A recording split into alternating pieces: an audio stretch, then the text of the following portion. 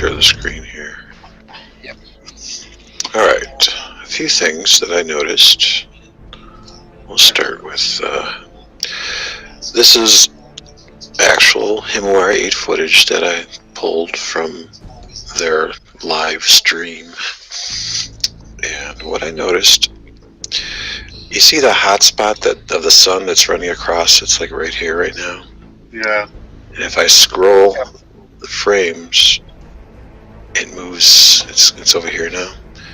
But as it gets to the edge like that, it flares out like this. So the hot spot is getting wider like that. Okay. And that's not how it would work if it was a convex ball. The hot spot would not flare out like that. The reason why it's flaring out like that is because it's in a concave container, the light source. And so I replicated that in Lightwave here. You're actually looking inside a concave container here in Lightwave. And you see on the left side that the light source, it flares out. In other words, it's smaller in the middle, like the light source is right here right now, but it flares out at the end. Same thing on the other side here. It's going to get flares out like that. And so what I did also is this is a convex ball that I modeled. And so I got you see how the hotspot is actually widest right in the middle, but then it shrinks. See how it shrinks like that? It shrinks at the edges. It doesn't flare out at the edges. Yeah. Going behind backside of the Earth, the hotspot going with the small because it's a convex ball. Yeah, this is a convex ball. So the hotspot is not gonna get wider at the edges. It's actually gonna shrink at the edges like that. So that's another good indication that you're looking inside the concavity with the satellite imagery. And so that was one of them. Another one is that this satellite imagery is actually the camera is not, I mean, if the camera was 22,000 miles away, which I actually, I put in the right numbers, you would see, here, let me, it's a different file. Save that one. Let's think it could be, is it on this one?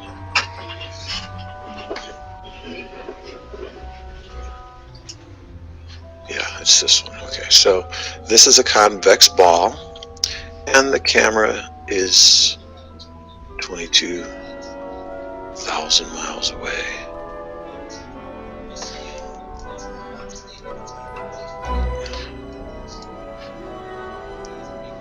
Or it's actually, I'm adding the diameter of the Earth, which is 4,000 miles, so not the diameter, the radius, so it's at -26. That's what Hufford said the camera should be at. And so when you look at the Earth from that positioning,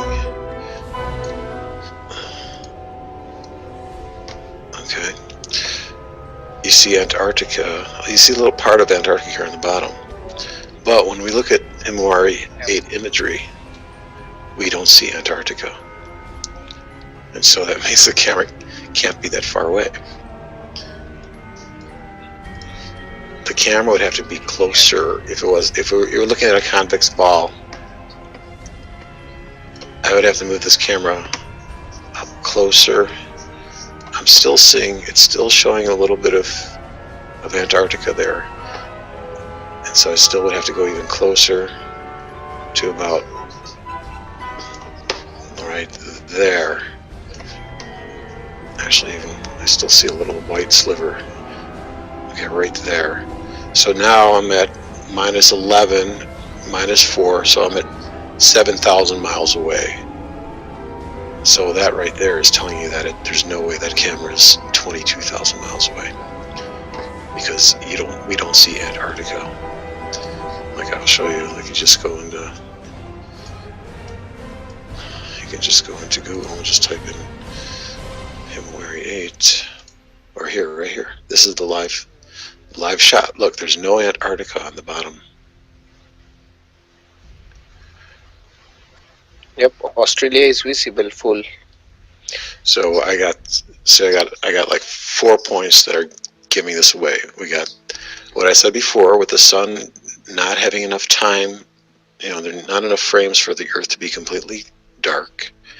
We have the hotspot flaring out like that, and we're not showing Antarctica, which means that the camera is closer.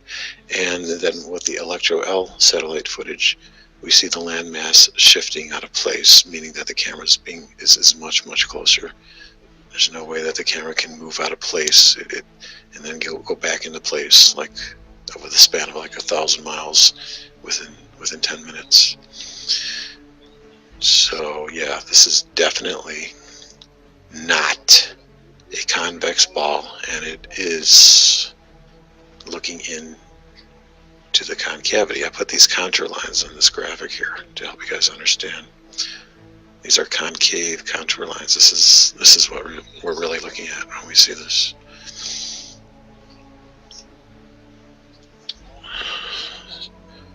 So all these fucking helio nerds. The camera is moving inside. Himawari 8. No, dudes, it's inside. You're duped. You're duped.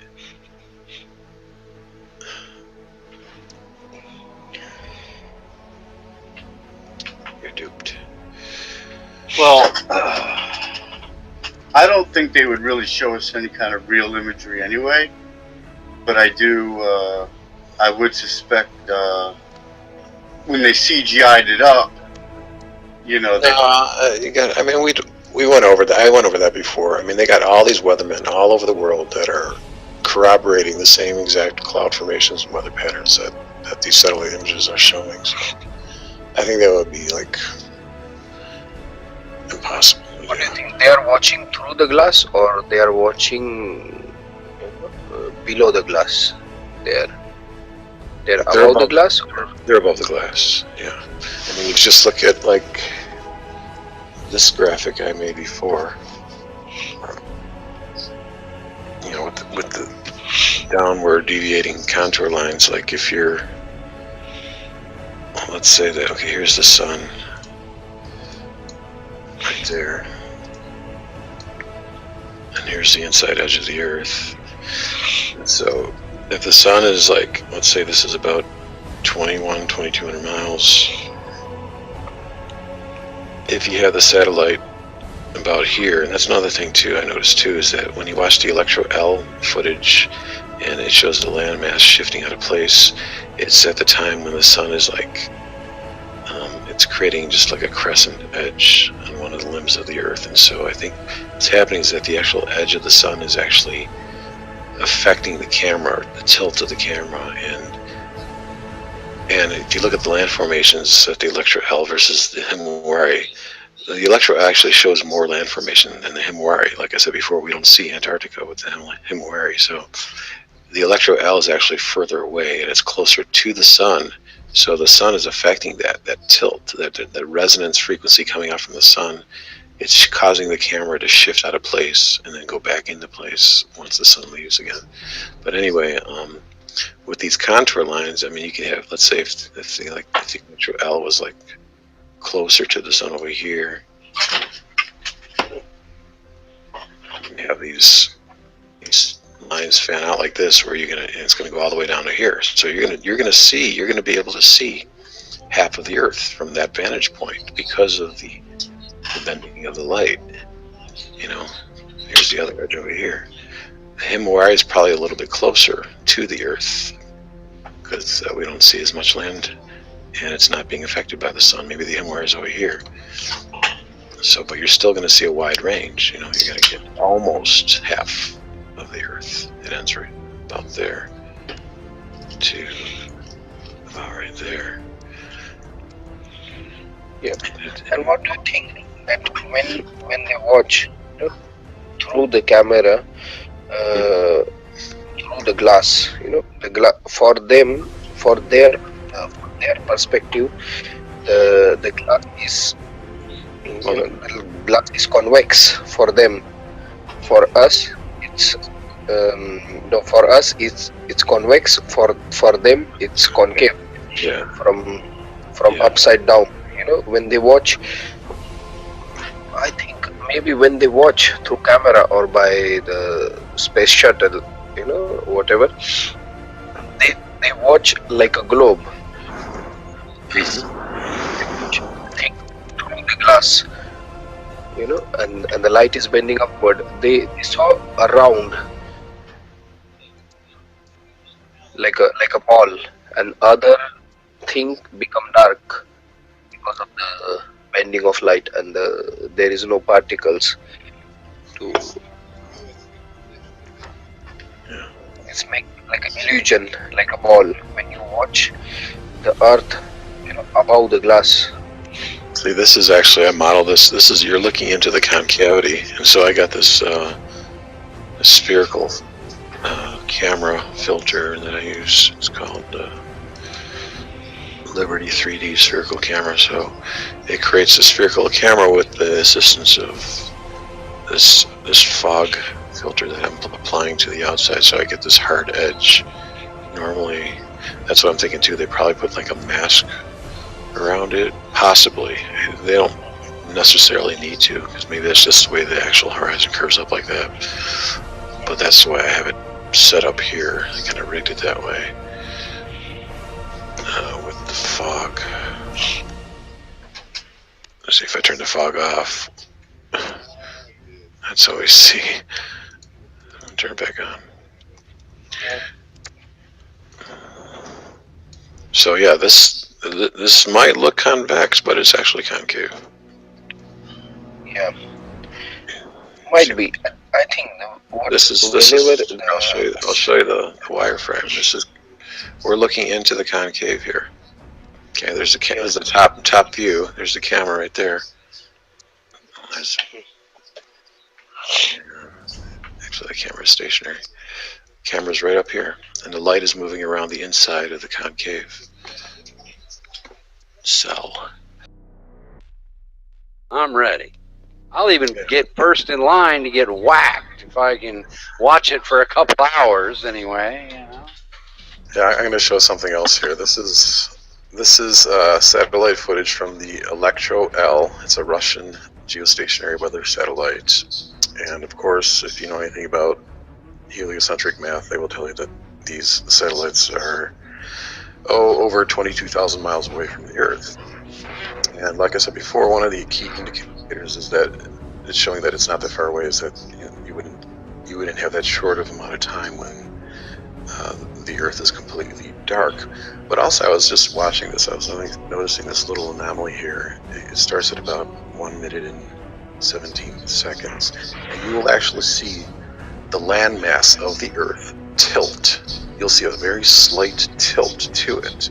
And so, here, I'll just play it, then I'll talk about it. 14, 15. Right there. Did you see that tilt? I'll play it again. Is it the Earth tilting or the camera tilting? Well, that's the thing. It's not. It couldn't be the Earth tilting. If you guys are believing that the Earth is spinning constantly at a constant rate, and it couldn't be tilting over a period of 10 minutes. That's what you're just going from one frame to the next, and so it is the camera tilting. But if you're thinking that the camera is 22,000 miles away, that camera couldn't tilt like that and show a different angle of the landmass of the Earth. The camera would have to physically move out of position. Okay, so with that amount of deviation there, you're talking, I'm estimating that if the satellite was 22,000 miles away, that satellite would have to dip about 10,000 miles and then go back up within the span of 10 minutes. That's impossible. So if you understand that camera is actually inside the Earth and it's just simply tilting and then going back into position, it makes a lot more sense. So these slight little subtle anomalies you can easily pick up, and you can understand that the satellite is not that far away. It can't be that far away. I mean, I'm a 3D graphic artist. I've done this for a profession. I mean, I could pick up on these visual anomalies.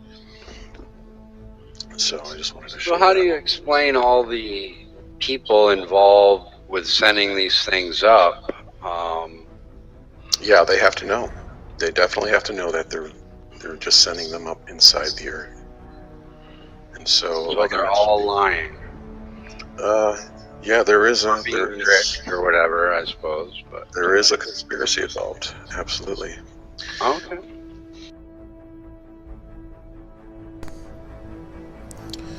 Hi guys, I'm going to talk about the Himawari 8 satellite imagery. Now, a lot of people who don't believe NASA and space agencies, this one actually is not from NASA, it's from the Japanese weatherman satellite, whoever they are. They don't believe this is real imagery. Now, I tend to disagree with that. I do believe it's real imagery. However, I don't believe that the satellite is orbiting a convex ball Earth spheroid. I actually believe that the satellite is actually inside the concave cellular Earth, and it happens to be close to, I think it's at like 70 degrees east along the longitudinal lines. So it's close to this equatorial equilibrium point within the concave Earth, so it's hovering there basically, and it's giving you a wider periphery. That's just how light works within the Earth. It's going to give you the illusion, the higher you go, that the Earth is going to appear like a sphere. But like I've demonstrated before, like this video here, we're not actually looking at a ball right now. Scroll up here. We're actually looking inside a bowl. Now, I believe the Earth is actually spherical, but it's concave spherical. So this is just demonstrating a half of a sphere, but I'm saying you're actually in a full sphere.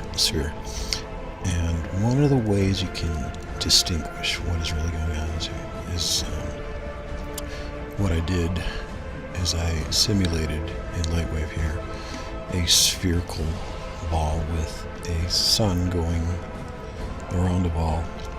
And I have 144 frames here because the Himawari takes supposedly a photograph of Earth every 10 minutes, so there's 144 frames per 24-hour periods within the Earth. And so this is to scale. 1 foot is 1,000 miles, so this is an 8-foot wide ball.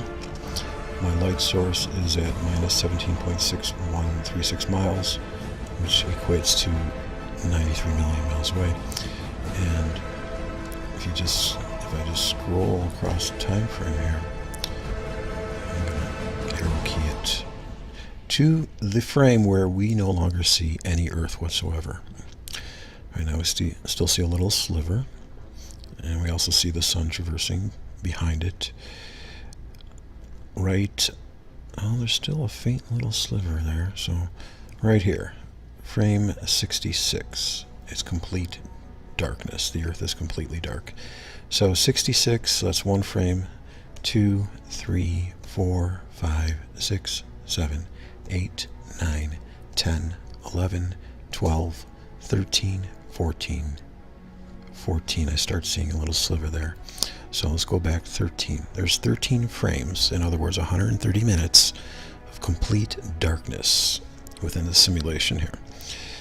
Now, if I go to the Himawari 8 webpage where they give you a live feed, I actually went back in time to September 23rd, which is the time of the equinox, so I can get the sun going straight across the equator. And so I counted the same amount, actually less. I counted a lot less frames when the Earth is completely dark. If I go back here, now you'll notice here this little blotch, this little black out here, that's they're masking the sun. And to me it's kind of interesting too, because we're not going to see that glare in my simulation of the sun. The sun is supposedly going behind this ball Earth, and yet we're seeing this illumination in front of the occluded Earth. But in any regard, that's a good indication that the sun is actually inside the Earth. But I'm going to go to the frame number. Okay, right there. We're at 7:10. So that's the first frame. 1, 2, 3, 4. I have some image here, but we're still going to count it. 4, 5. Now we start to see a little outline here. So there's only 4 frames. In other words, 40 minutes. And that is assuming that this image is not showing any imagery. 40 minutes of darkness. That's not enough. 4 frames compared to, what did I say, 13 frames? That's one good telltale subtle piece of evidence that helps you understand that this satellite is actually inside the Earth, and the illumination of the sun in the Earth is actually more than the darkness. So it's more than 180 degrees of illumination. And so that is a telltale sign that things are not as they appear. Things are not as they appear. We're actually looking inside the concave cellular Earth with these geostationary satellites hovering within this equatorial equilibrium zone, emanating with the magnetism emanating from the center. And how they got up there is another story. If you go back to 1962 in Operation Fishbowl, that's when it all happened. That's when they broke a hole in the glass sky. There's actually a glass sky at 100 kilometers, and especially this particular satellite rocket, Starfish Prime, July 9th, 1962. I believe that's when they actually broke at least the first hole. There's probably more in the glass sky, and which allowed them to have orbital insertion. Orbital insertion. Guess what? The SYNCOM 1, 2, and 3 satellites were launched right after Fishbowl. SYNCOM 1 was launched February 14, 63, which is less than 90 days after the last Fishbowl rocket on November 4th, 1962. And this happens to be the time frame where John Kennedy gave the famous speech about going to the moon. It was, I believe, in August of 1962, right after Starfish Prime. Kennedy gave the speech about going to the moon, acting all excited. Why? Well, that's when they broke through the firmament. That's when they were able to insert rockets, space shuttles, satellites through the glass opening. That's why they say they have a window of opportunity. And that's also why these SYNCOM satellites had an apogee kick motor to them. So what they're doing essentially is that prior to Fishbowl, these satellites are not orbiting above the 100-kilometer level of the glass sky. They're simply going below it. So any satellite before Fishbowl, no matter what they tell you, how far away they tell you it is, it's not that high. It wasn't that high. Sputnik, all those other ones. But after they blew a hole in the glass sky with Fishbowl, they attached these apogee kick motors to the rockets, and once it got to near the opening, they simply punted these satellites through the opening and up to the equatorial equilibrium zone where they're actually levitating. So that's what happened. That's why we have satellites. That's why they levitate. The Earth is stationary. There's no spin. They're just simply hovering there. Perfect, almost perfect levitation. I mean, they move a little bit slightly. I call it orbital station keeping, I believe, when they actually kick it back into place. But that's what's happening. So when you see Himawari 8 footage imagery, it's deceiving. You're looking inside the Earth. And one of the telltale signs is that you're not getting enough darkness when the sun is supposedly going behind the ball Earth, but that's not what's happening. The sun is orbiting behind the satellite inside the Earth. So, I mean, right here, I mean, no, you're not going to see this glare of the sun if it's behind the Earth. I don't care what they tell you. It's not going to be happening. This illumination is happening in this dark region because the sun is inside the Earth. You're just getting a little snippet of it before it goes away behind the satellite. So yeah, 40 minutes, 4 frames of darkness is not enough. If it was truly going behind a ball Earth, there would be 130 minutes of darkness. Starting frame 78, all the way to 65, 66 to 78. 1, 2, 3, 4, 5, 6, 7, 8, 9, 10, 11, 12, 13, 130 frames of complete darkness. Okay, hope that helps. And this busts satellite imagery. These satellites are there. It's real imagery, but they're inside the concave cellular Earth. Thanks for watching.